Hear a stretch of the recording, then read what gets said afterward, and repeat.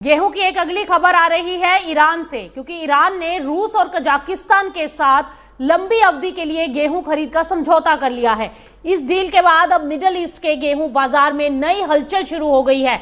समझौते के तहत ईरान अगले 5 साल तक हर साल करीब 10 लाख टन गेहूं इंपोर्ट कर सकता है। वहीं रूस को उम्मीद है कि ईरान के लिए उसका गेहूं निर्यात बढ़कर 15 लाख टन सालाना तक पहुंच सकता है। लेकिन इस डील की सबसे बड़ी बात यह है कि ये गेहूं ईरान की घरेलू खपत के लिए नहीं, बल्कि आटा बनाकर निर्यात करने के लिए इस्तेमाल किया जाएगा। ईरान ने साल 2016 से घरेलू किसानों को सपोर्ट देने के लिए खाने योग्य गेहूं के आयात पर रोक लगा रखी है, यानी देश के अंदर इस्तेमाल होने वाला गेहूं स्थानीय किसानों से ही खरीदा जाएगा।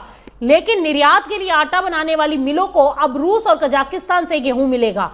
इस समझौते से ईरान खुद को क्षेत्रीय गेहूं और आटा निर्यात हब के रूप में मजबूत करने की कोशिश कर रहा है। फिलहाल ईरान की आटा मिलें अपनी कुल क्षमता का सिर्फ करीब 50% इस्तेमाल कर पा रही हैं।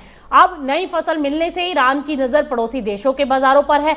खासकर इराक और अफगानिस्तान में आटा निर्यात बढ़ाने की पूरी तैयारी में है। इराक हर साल करीब 30 लाख टन आटा इंपोर्ट करता है, जिससे उसकी घरेलू जरूरत का बड़ा हिस्सा पूरा होता है। अभी इस बाजार में तुर्की की मजबूत पकड़ है, लेकिन ईरान अब अपनी हिस्सेदारी इस बाजार में बढ़ाने की कोशिश करेगा।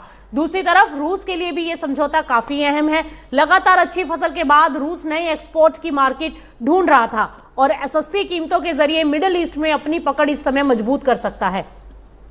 अब सवाल यह है कि क्या रूस और कजाकिस्तान का गेहूं ईरान के जरिए मिडिल ईस्ट के बाजारों में क्या बड़ा कोई बदलाव ला पाएगा? क्या तुर्की के आटा निर्यात को अब यहां चुनौती मिलती दिखाई देगी? और क्या इस डील का असर ग्लोबल गेहूं कीमतों पर भी देखने को मिलेगा? गेहूं के अंतर्राष्ट्रीय बाजार में ईरान रूस की ये साझेदारी आने वाले समय में एक नई दिशा तय कर सकती है।